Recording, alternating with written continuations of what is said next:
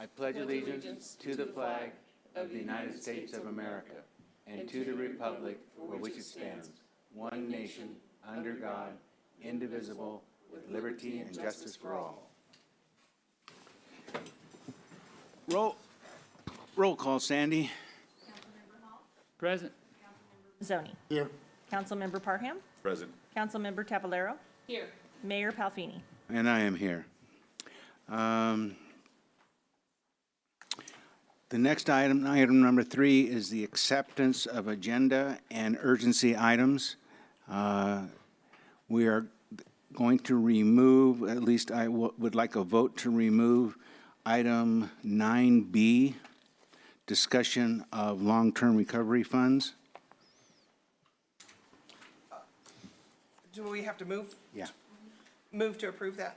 Yeah, move to accept the agenda as amended. Okay, move to accept the agenda as amended. A second. All in favor? Aye. Aye. Okay. Amended. Now is the time that it's for non-agendized public comment. We can take no action, but we will entertain it for further action. All right, Kim Green, representing Weed Recreation and Park District, 161 East Lincoln Avenue, Weed. So at the June meeting, we did the presentation for Prop O funds. The WRPD was awarded a total of $45,000 for senior services. 41 of those was for the senior van, which includes the driver's salary, payroll taxes, workers' comp, everything that includes. And for the first time, at the request of the city, fuel and maintenance costs for the van. And then $4,000 was for senior events like bingo and our coffee and conversation. So we go back, we go over our budget. So from the time that I started working at WRPD and we were receiving Prop O funds, we were receiving $44,000 a year. And the funds were budgeted to provide senior van service and senior fitness classes. The advisory committee didn't approve continuing the funding for those senior classes, but instead allocated funds for the van, again, at the city's request, for the fuel and the maintenance. In our 23-24 budget that was adopted by our board, we had calculated that the $44,000 for the van and our senior programs. So now we're only getting $1,000 more than what we were getting, and now we have to provide all the fuel and the maintenance for the van for the year. And so we are requesting a meeting to discuss a reallocation and additional funding as per the MOU. Well, what do you think of that, Tim? I can facilitate that meeting. Okay, Yeah. Yes. Yeah, good. We've already had a conversation with him about it. okay. I believe there was some confusion this year in regards to the meeting that whenever they met, the Measure O committee met with the individuals that were coming before them to request for the allocations. There was, when it came to the Parks and Rec side, I think Ms. Green was out of town, and the individual, Paul, I believe, was there. I think there was some miscommunication at the meeting that did not get conveyed properly. And then when it was brought before this board or this council, there was no corrections that were made. So, yeah, I can, yes, short answer is yes, I can facilitate that. Yeah, there was some confusion. I would probably concur. Yep. But I'll meet with Ms. Green and the board and bring something back. Okay, do you as want a a- council member to sit in with you, or? That would probably be good. Okay. We can leave that for For Yeah. Tim to ask Yeah. Tim somebody. to deal with. Yeah, Okay, I'll request one of you. Okay, we can take that to further action then. Any other comments? All right, there we go, one more. Hi, Steve Bryan, Siskiyou Community Resource Collaborative, Family and Community Resource Center, Weed. As you voted a minute ago, we removed our request for funds for the long-term recovery group for our disaster case management, and our construction coordinator, at the 12th hour, Sue Tavalero stepped in and made an important phone call to the Community Foundation of the North State, which had been holding funds for us for unmet needs or to build a house. It was definitely not enough money to build a house, which they agreed, and not seeing any requests for those unmet need funds from them because we were getting it covered through other organizations and partners and private donations.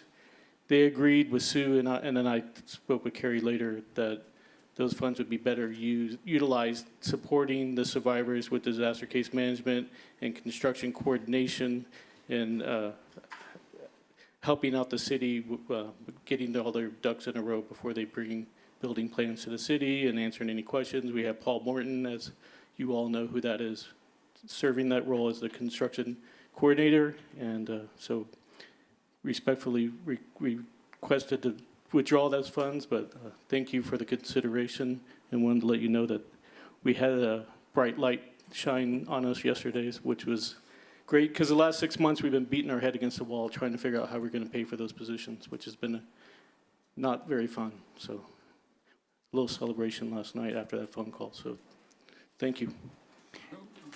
Thanks, Tim. And I would like to say my thanks to Sue for the phone call as well, because it did, whatever it added, I will not question, don't care, we got money.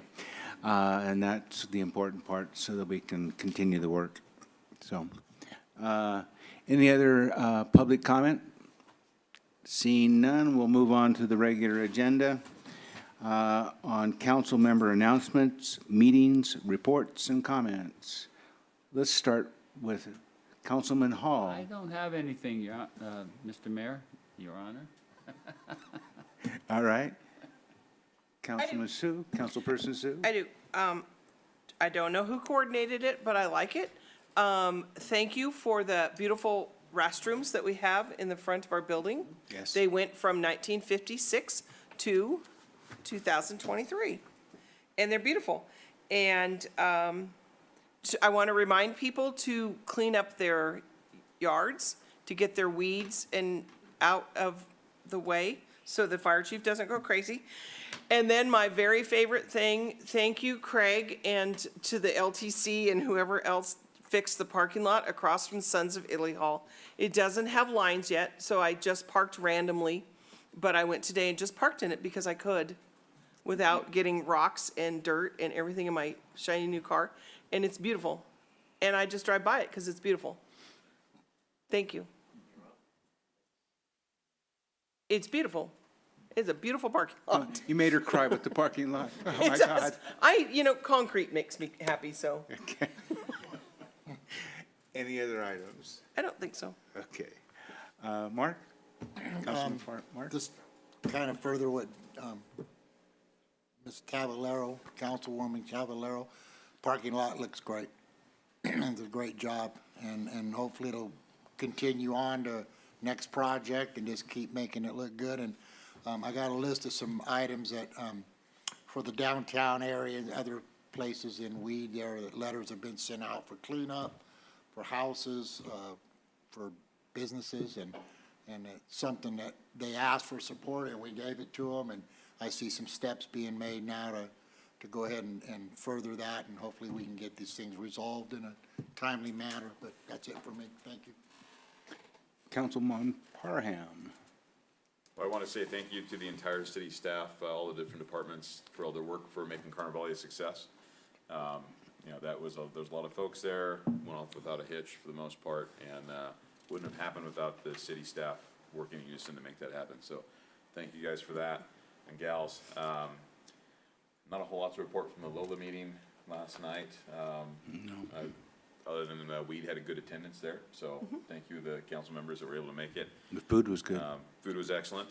Thank you to Aetna for hosting.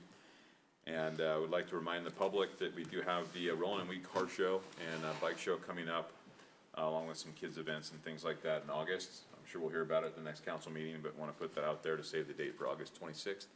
And I believe the PD will be supporting with the bicycle rodeo. So very excited about that this year, and talk more about that next month. Okay. As far as I'm saying, I think most of the council has kind of said it all. I would say that on top of what Councilman Parham said, we did have a constructive conversation regarding communications with broadband. And I think if we get a hold of a few, maybe get our cities back together. We did it before where we talked about it, but we didn't have funding, and it seemed as if there was potential funding. It's also not as, we already have pieces together that have been put over time into WEED. Maybe we could reconnect where everybody would have access, so it'd be a good thing. One of those items was just even spending the money for it, and it sounds like there's grants from the federal programs to take care of most of it, or at least subsidize part of it. And with that, what else did I have to say? C2C is forming a trail guide. It's kind of taking off of prior work that has gone on with the Siskiyou Revitalization Network, but I'm glad somebody actually picked it up to run with it. They're going to produce a brochure that shows all of the bike rides in Siskiyou County. So that's a good thing. That's it. I do like to thank, actually, I want to say that. Thank for the city for the work. Thanks for the Carnivale, just like Darrell said, and the parking lot is nice. So, but I'm not going to get teary-eyed. Okay. Like me. So, next item on the agenda is presentations. We have a presentation from Samantha Ryan of the RCAC regarding the Community and Environmental Services to present the water shortage contingency plan. Is she via Zoom? Good evening. Hopefully you guys can all hear me. We can. Cool. I am going to go ahead and share my screen. I have a little bit of a PowerPoint for you. So that should be coming up now, and we're just going to talk about the water shortage contingency plan. My name is Samantha Ryan. I work with Rural Community Assistance Corporation. And so I have been working with both your Public Works Director, Craig Sharp, and your Public Works Supervisor, Chris Davis, to kind of develop a water shortage contingency plan. And RCAC kind of does this work for free, thanks to the State Water Resources Control Board SAFER program. So all the assistance you've been getting has been free to help kind of develop this plan. For today's meeting, I just kind of want to go over what the purpose and requirement for a water shortage contingency plan is, what the contents of a water shortage contingency plan are required to be, and what is kind of in there right now, based off kind of RCAC and staff suggested content, and then would love to get kind of city council feedback on what's in the plan so far. So a water shortage contingency plan describes the steps that the city will take to conserve water supply and kind of protect the integrity of water supply facilities during a drought or any other kind of water shortage condition. So that could be after some kind of natural disaster like an earthquake or a wildfire or something like that, where you could have a short water supply. And so the reason that we're doing this right now is because City of Weed is considered a small water supplier, and the California legislature recently passed Senate Bill 552, which is drought planning for small water suppliers and rural communities, and it requires that small water suppliers have an abridged water shortage contingency plan, among other requirements. So this is to meet one of the requirements of SB 552. The water shortage contingency plan should have been adopted by July 1st of 2023. So we didn't make that deadline, but we did talk to Craig Bunis, the State Water Resources Control Board kind of regulator for the City of Weed, and filed a 60-day extension based on the premise of kind of allowing more time for public involvement in developing this plan. And so this water shortage contingency plan needs to have drought planning contacts and as well as triggering mechanisms. So there's going to be different stages of drought that kind of requires increased response from the city. And once we do have a finalized plan, it will need to be posted on the city website for everyone to see. So this is what's going to be in your water shortage contingency plan. It's just going to describe what kind of public involvement you have and what kind of education you do to educate your customers of kind of your drought planning and response. It's going to talk about the coordination that you do with regional water planning groups. It's going to talk about who's authorized in the city to carry out the water shortage contingency plan, as well as who the plan applies to. It'll go over the triggering mechanisms to the different stages of drought response, as well as what's going to terminate each of those stages. There's different actions that the city's going to take, and we'll talk about those, as well as what enforcement rights and variances the city has. So water shortage contingency plan, it needs to involve the public. The public needs to be educated about it.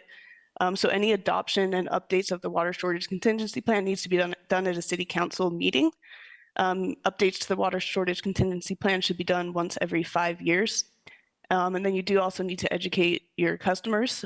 So the City of Weed Public Works Department said that they would like to put utility bill inserts kind of in with the billing to periodically inform customers about the water shortage contingency plan, about triggering mechanisms, and about the different stages of drought.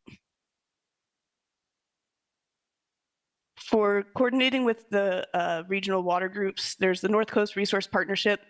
Their mission is to enhance kind of watersheds throughout the North Coast. And I know the City of Weed has worked with them in the past. They're a great resource to kind of access grant money for water projects. And so they kind of need to be involved with this. So part of that is providing a copy of the water shortage contingency plan to them. Other kind of groups you want to be aware of, if you aren't, is Cal OES is good for emergency funding. State Water Resources Control Board has emergency funding as well. And then Cal Warren as well is a group of water agencies that are out there to help each other. So you guys are a member of Cal Warren as well. And so in general, you'll be working with them if you're experiencing a drought. The city manager is going to be the person that is in charge of implementing the water shortage contingency plan, with the public works director and public works supervisor being designated to assist in implementing the water shortage contingency plan. And it's going to apply to all of your customers and any property utilizing your water. This includes individuals, corporations, partnerships, associations, and all other legal entities. The way that the city is kind of thinking would be the best way to tell if you're in a drought is by using the U.S. Drought Monitor. It's a website that you can log on to, and it's updated weekly based off information from NOAA, USDA, and the National Drought Mitigation Center. And you can zoom into your area and see if there's a drought currently going on, and they rank it from D0 up through D4, which is an exceptional drought. As you start monitoring your well levels more, which is kind of another requirement of SB 552, you could potentially customize it, but for now, this is probably your best option. And there's going to be 6 different stages. It's mandated by the State Water Resources Control Board that there's 6 stages that kind of correlate with 10% of a water shortage, 20%, 30, 40, up to over 50% water shortage. And so what would happen is Public Works Supervisor would, as you know, a drought is kind of being noticed, would log onto that U.S. Drought Monitor and see what stage drought the city is in. If it's a D1, then the city is in stage 1 watch. If the U.S. Drought Monitor shows a D2, what's going to happen is the county will eventually declare a drought emergency, and that is the kind of the cue that you guys need to be in a stage 2 warning. For stage 3, if the U.S. Drought Monitor shows D3, then you guys would have to enter into a stage 3 drought response. Stage 4 is D4, but that U.S. Drought Monitor stops at D4, so stage 5 and 6 is a little bit customized to you guys. You guys have multiple springs, multiple wells, so a stage 5 emergency would be a reduction in production capacity at any water sources recognized as kind of an ongoing trend. And a stage 6 would be a reduction at multiple water sources or any actual or threatened catastrophic failure. So that's going to come after a wildfire or earthquake or something like that. When different stages of the water shortage contingency plan are triggered, the city's going to have to go through different response actions. Those response actions are broken into 4 main categories: customer notification, emergency management notification, best management practices, and what water use restrictions you would be implementing or invoking onto your customers. And with each increased stage, there's kind of an increased response that the city is going to take in each of those categories. So for customer notification, there were 7 different options that were kind of considered, and the Public Works Department chose that the highlighted 5 are the most realistic for them to be able to implement. So that's posting on the website, posting in the newspaper, direct mail, phone calls to any critical users, and door-to-door outreach as well. For emergency management notification, these are all the different agencies that you'll be working with if you are experiencing a drought. So Public Works Director will be involved. The mayor and city council will also be involved. Your fire chief, your Office of Emergency Services, the state emergency services, State Water Resources Control Board, major water users, as well as your parks department as well. Best management practices are actions that the city would take to try to make sure that they're ready to respond to a drought. So here's a list of all the different options that you would be implementing. So that you have to exercise critical valves. That way you can shut your water system off when needed if there's a leak. You conduct a water loss audit. You want to make sure you're a member of CalWARN, which you are. Got to work with your parks department to stop watering fields. You're going to decrease water system flushing and limit it to really just for public health and fire safety purposes. Leak detection survey to really start trying to repair any leaks that you have. Increase your groundwater level monitoring. Start a water waste complaint program to have people have a place to go to let you know that their neighbors are wasting water. And then you also have to work on pursuing funding for short-term solutions like bottled water programs, or long-term solutions like additional wells or something like that. So with water use restrictions, early on in the drought, conservation will really just be requested of your customers. But as the drought stage kind of increases, you're going to have to start limiting non-essential water use. And once you get to the catastrophic drought, which is stage 6, you'd have to prohibit some or all of your non-essential water uses. And so here's a list of all your non-essential water uses.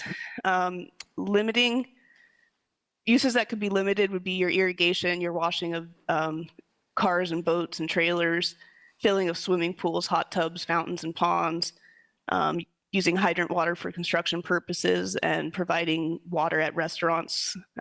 You could start having customers have to request it. Things that would have to be actually prohibited, so just totally stopped altogether, would be things like washing down of sidewalks or other hard surfaces, washing down of buildings or structures, using water for any kind of dust control, flushing gutters, or letting water kind of accumulate in gutters as you're irrigating lawns or washing vehicles, and failure to repair any sort of leak within a reasonable period. So if the stage 1 were to be enacted or invoked, which means that U.S. drought monitor says D1, you're going to enter into the response stage where you're sending out encouragement to customers to conserve water, and you have to send that notice out monthly. And it's decided that website and direct mail would be the most realistic forms for the city of Weed to be using. You don't have to notify any sort of emergency management agency, which is EMA. And then your best management practices, you would stop watering your city parks, you would exercise those critical valves, you would conduct a water loss audit, verify CalWARN membership, and the flushing of mains would only be for water quality problems and fire issues. And then water use restrictions, you're really just requesting that at that point. But as a sign of good measure, the city of Weed would start limiting all their non-essential water uses that we just went over.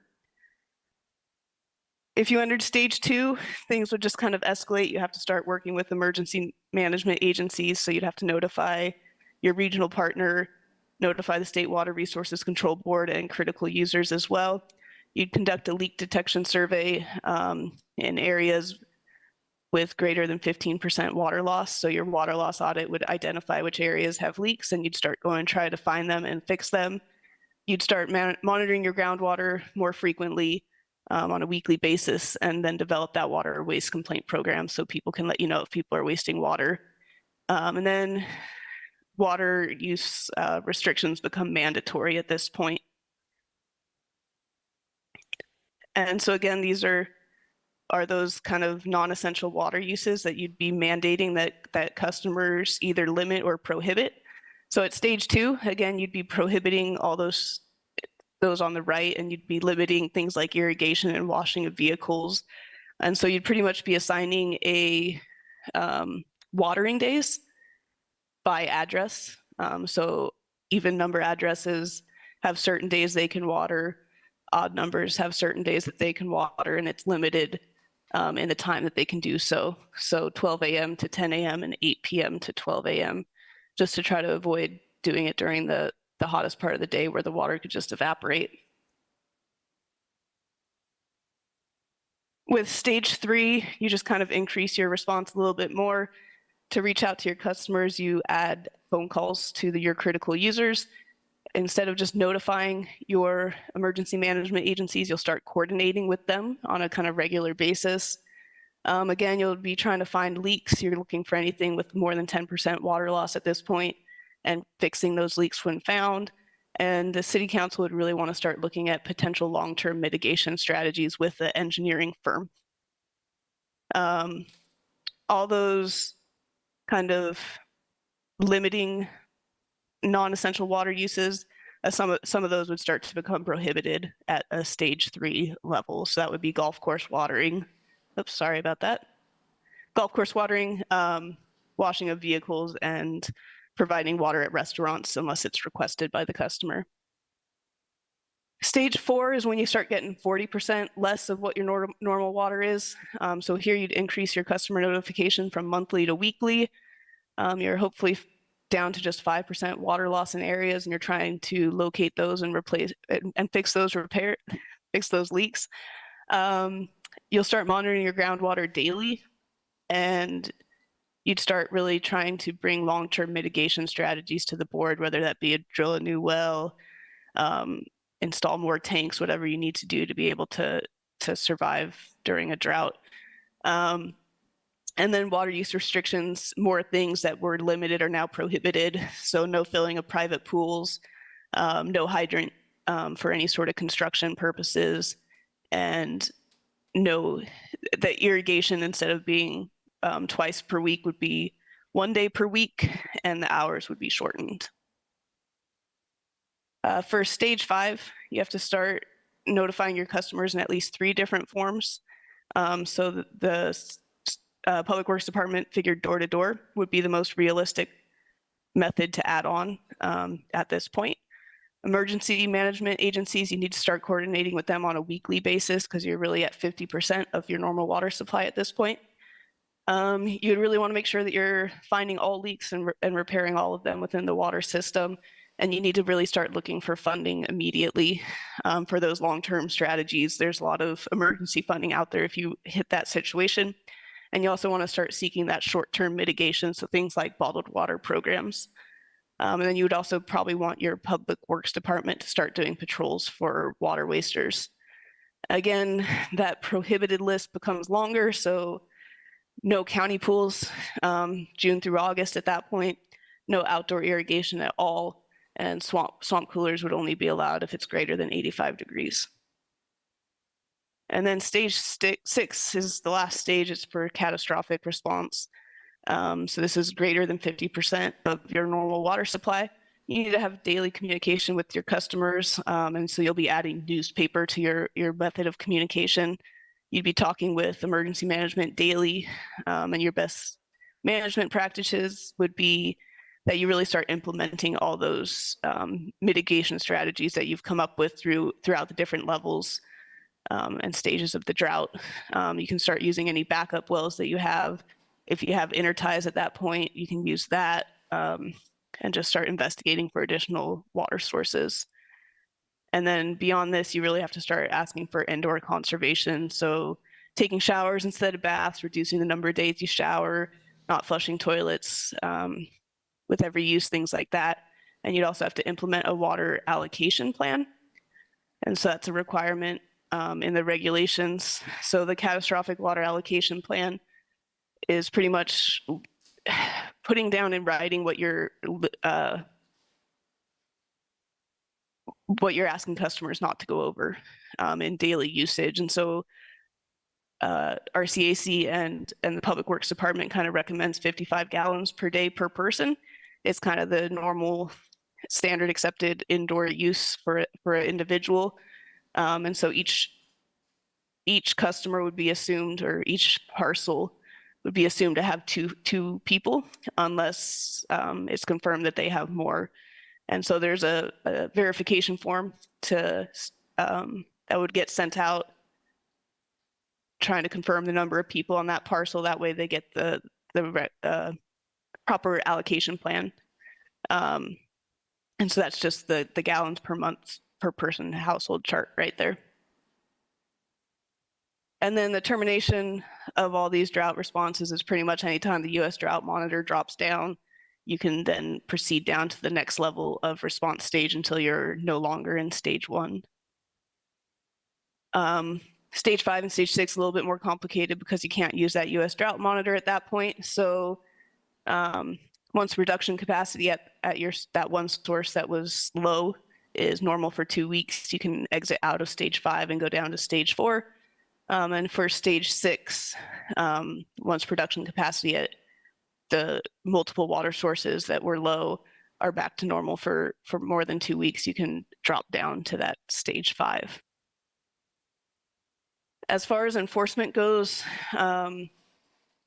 nobody should in the city should be using water in a manner contrary to the water shortage contingency plan if you're in a drought. And you're allowed to kind of start assessing fines if they do.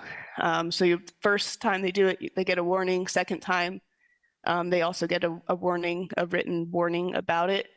You can start charging a financial penalty of $50 per day on the third notice, not to exceed $500 total. If they get 4 written notices that they're wasting water, they can get charged $200 per day. And the city can also discontinue water service to that customer. It's always going to be assumed that it's the water customer in charge of that property is the violator and would be in charge of paying that fine. But that person can come to the city council and try to say that it's not them committing the violation.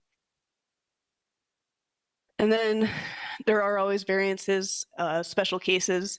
So the Public Works Director can grant temporary variance if he finds that there's a situation where that person needs to be using more water than what they're allowed to, or using some sort of non-essential water that they typically wouldn't be allowed to. But the variance should be requested in writing and within 5 days of that drought stage being invoked. So yeah, as far as next steps go, kind of want to receive questions and feedback from council. People are welcome to email me or Craig with any sort of feedback. And then we want to update the plan with that feedback and potentially present it in August, the official water shortage contingency plan, which is probably going to be about a 20-page document explaining everything in somewhat legal terms so that it can be adopted by city council.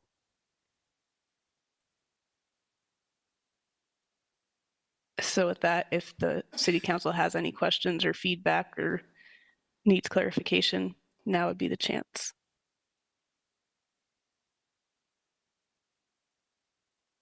We're good to go. I think any questions from council? No questions? We'll look at the charts and we'll get back if there's anything. Yeah, no, we've worked on this. Okay. Samantha's done some really good job on it. We have to do. Okay. So I do have a question on this. So It outlines usage of water, say for residents, businesses, like restaurants, things like that. How does that affect water bottling companies?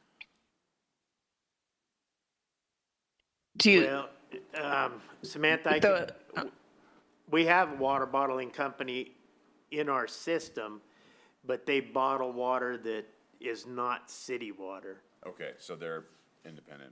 Yeah, They own all the water, except for 2 cubic feet. right. 2.2 or 2? That's what we signed, or that's what we agreed to. Or actually, we didn't, but anyway, different parties agreed to. Does the county have to do this also? No, they don't have water systems in the county. It's all the individual cities. We have Carrick covered in this, and that's the only water system I know that the county has. How do we monitor the groundwater system? We have monitoring devices in the wells, so we can tell what the well levels are. But not the actual groundwater basin? No, it's just, we could just check our own well water. Okay. And I do believe Crystal Geyser has, if there is a drought situation, I think the Water Quality Control Board stipulates reductions in their percentage because they're all metered, or they used to be metered. Yeah, no, they still are. Yep. The water master also controls in that, so. Okay.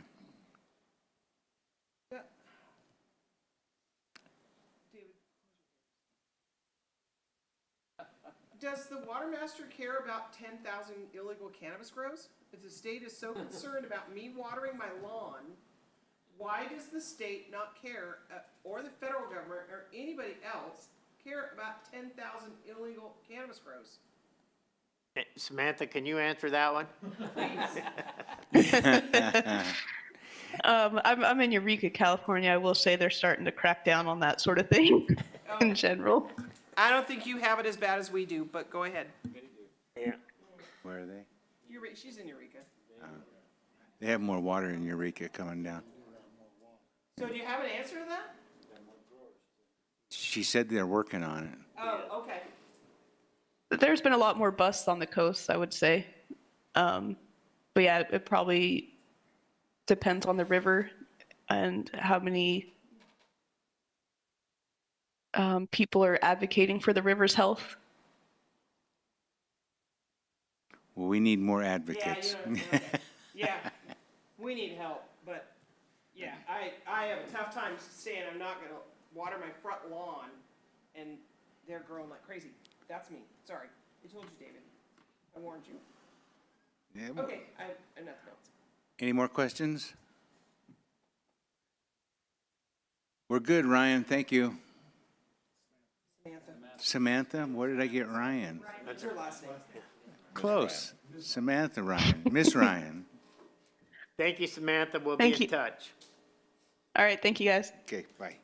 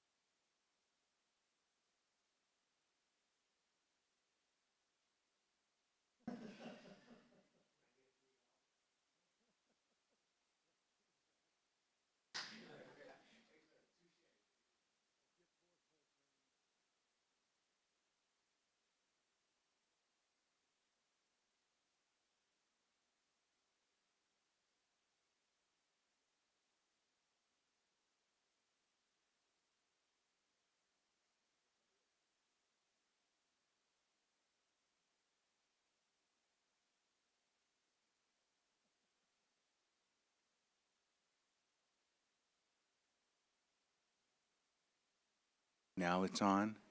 Okay. Maybe it could be an art project for our new, no, they have an art project from Jen down at the Indigo for kids, yeah.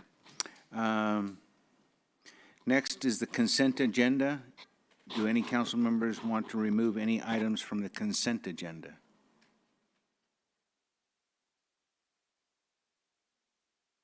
Any members of the public want anything out of the consent agenda? Anybody out there? We got a packed house tonight. I just want to report that to everybody out there in Mr. public Mayor, I make land. a motion, we approve the consent agenda. Yes. All in favor? Aye. Aye. On to item 9, council business. Item A, League of Cities. Council will consider sending voting delegates to the League of Cities Annual Conference in Sacramento. We have the voting delegate as Sue Tavallero and the alternate as Robert Hall. Do I need I'll make a motion that we accept it. Can I get a second? Second. All in favor? Aye. Aye. We're on a roll. Discussion item B has been removed. And now we'll move on to staff reports. Fire Chief Steve. Burgers were sold because we bought extras. We sold 2,250 hamburger patties And we were done by And- Saturday before at 9 7 o'clock, Wow. which never has happened. How many cakes of beer did you sell? We don't do beer. Oh, I don't know, that's not me. Okay. That's somebody else. Just that and training some new guys. We have a new recruitment and retention officer, so been training him on driver operator to become a driver operator, so. So how many on staff now? We have 3 full-time people and 2 part-times. Good, good. And Steve, I don't know if it got to you, but there was a call in town that was a local person, and that person complimented me on that they got a local person, a local person from Weed, from CAL FIRE, and a local person from Weed, from the city that responded, and they were very comforted by that. Nice. Thank you. And that and just doing weed abatement, I sent over 200 letters in the last month. Now we're doing re-inspections and then the process, it takes a while, just so you know. You have to do a certified letter next, then they start getting fined, and if they don't do it, then we can have it mitigated, so. Working on it, it's a process, Good. so, thank you. Thanks, Steve. Yeah, We have a lot going on. We have a lot of projects going on right now. I can update you on a couple of them. okay. First, it's with these projects, it's all the staff, and Pace Engineering is helping us on multiple of these projects, Okay. different people from Pace. But the underground stuff over in the underground power and stuff over in Lincoln Heights, we are really close to having a final set of plans. I'm gonna say we're 95%. Just waiting on a couple comments. That's taken some time getting AT&T and Cable and Hunter Communications and everybody together, but we're getting really close on getting that done. We started our water line project up here that's gonna go across to Lincoln through Roseburg. Slow start, but hopefully we see things get moving on that. We've already ran into a couple issues that we may be seeing a change order or 2 on, but it's going along. And then with the Cal OES, we're trying to get some monies out of them. They've replied, excuse me, they replied back to us. And we're working on a reply for them next week, so we're gonna go back and forth. You know, we're asking for a lot, they don't wanna give a lot. So that's something that staff's gonna be working on, trying to get that done. The elementary school is going to be doing a water tie-in next week. And so Woodridge is gonna be out of water. Hopefully I can keep it as short as time as we can, hopefully less than an hour each time, but it'll probably be 2 separate days. Will you come by and tell us? Yes, you'll get notified, so you better. I just need a shower. Yeah, but, I can find water to drink. okay. And then, You know a bottling company? USDA has came up with some money through an RD loan, it's grant money. Pace, Curtis from Pace actually alerted us to this. and it's for disasters in 2022, which we qualify for. So we are working on putting together a application for that, which it's due in August, and see if we can get some federal money to help us out on a few projects here. So, about it. That's all I got. And a new parking lot. That's, And one of the new streets rolling? I'm just kidding you. Thanks, Craig. I wish. Justin, report. I have nothing to report, unless somebody has a question. How was the 4th of July? As- Quiet? Yeah, we had, I believe we observed one illegal firework, and there was a report of fireworks. We don't know if they were legal or safe and sane, which were also banned at the time. By the time the officers got there, they couldn't see anybody. But it was over in the Bel Air area, but that was it. It is Pike. Montague talked about it last night, that they had just a grand old time up there with all the people and their safe and sane fireworks, and they're gonna do it again next year. So good. It would be nice to figure out where they actually had it and what is safe and sane. How high are they going, or are they all ground-based? They were all the ground-based that they sell legally in California. Really? Yeah, I have Yeah, a few colleagues of Montague that celebrated. yeah. Okay. They said it was great. I did find the comments, some of the comments interesting, that people from out of the city were complaining that we had placed a ban on safe and sane. In fact, one of the parties that had commented didn't realize the city they lived in back in March banned them forever. So they were unaware of that. Probably. Sandy, No report. none? Nah. No meetings, no anything? Okay. David? No report. Nobody has a report. We're gonna have to get out of here by 6:30? Oh, my God. Tim, We still you got a got closed 15 minutes. I got 15 minutes. I need about 15 seconds. I just wanted to tell everybody, I got off the phone earlier this afternoon with the Tesla engineer that's in charge of the project on the boulevard. He's reported that they're making good progress. He got his building permit from the city. Everything was fine. And he's got good progress from Pacific Power on what's going there, and Caltrans in their apron and the design they've got to do there.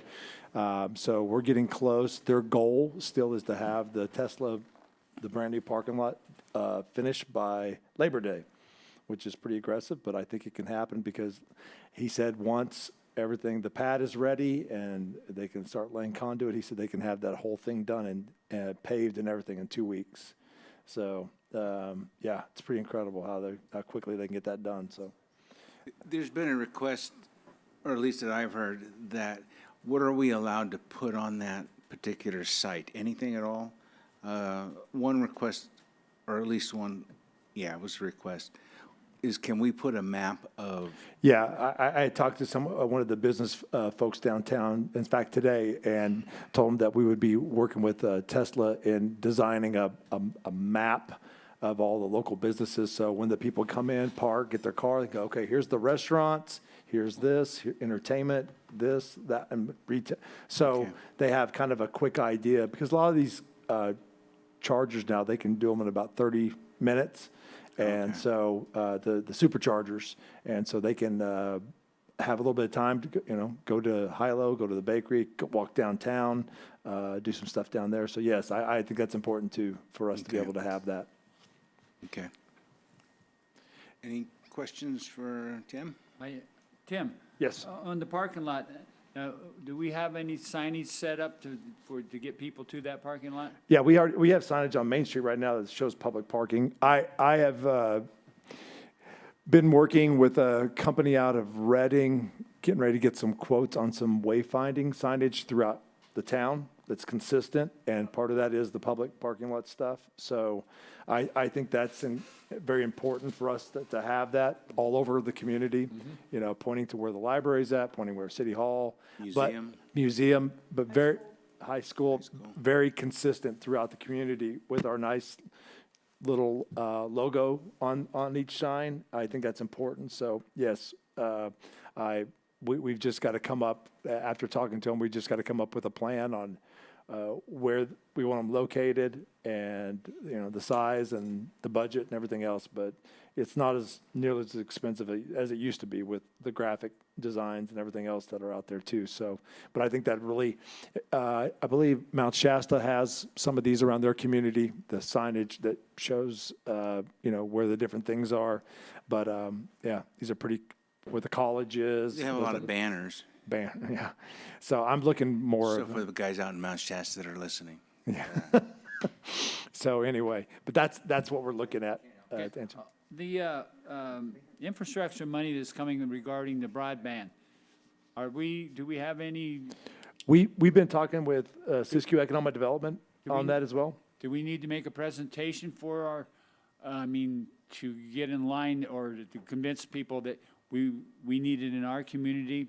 Because it is a utility now. I mean, it's considered a utility. Yeah. So they're going to handle the communication, trying to get those monies. They're working on trying to get it out, get the word out, to get more people to, Tanya had sent something out and I filled it out. It's just a quick little survey. And if you fill these surveys out, I don't know the technical terms, Bob, but Councilmember Hall, but it's it raises it to a certain level of interest with the folks with the funding.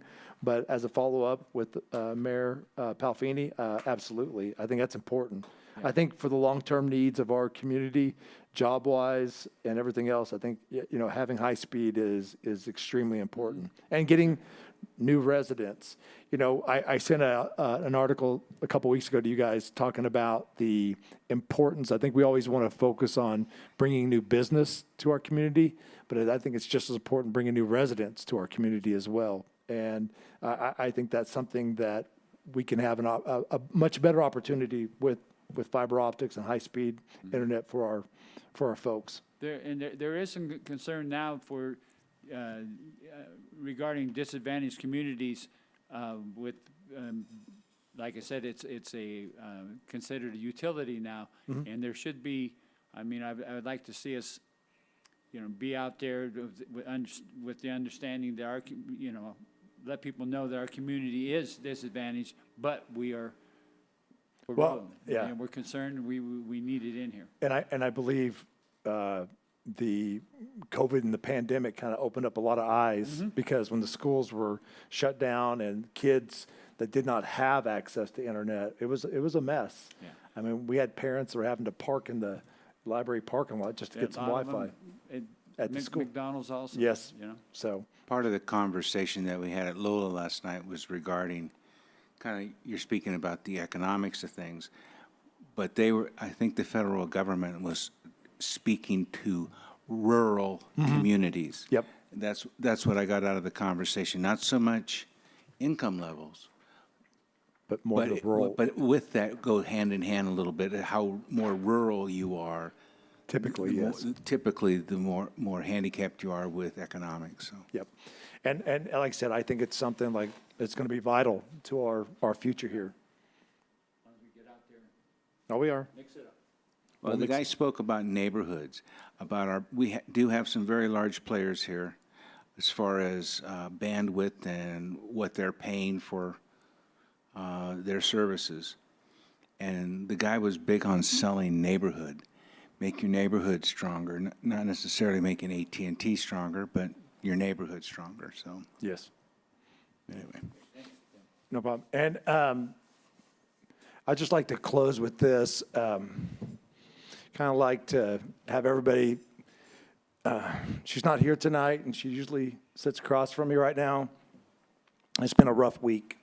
And I'd just like to let Anna and her family know that we're thinking about her. And we wish her a speedy recovery. And And it's, like I said, it's been a difficult week. I know for the Guzman family, it's also been a difficult week for the Weed family here too. And I know you guys feel strongly like that, so it's been heavy on my heart, and just, we miss her dearly. And just please keep her in your thoughts, and send her a text every once in a while. Just let her know you're thinking about her. And T-shirts are on order.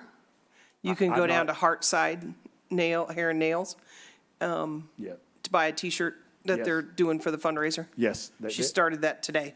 Yes. So, yeah, go out and get your T-shirts, and the motto and the logo is "Fight Like Anna." So, That's cool. And with that, we do have a closed session, so I'll entertain a motion to go to closed session. Mr. Mayor, I make a motion, we move to closed session. Second. All in favor? Aye. Aye. Clear the aisles.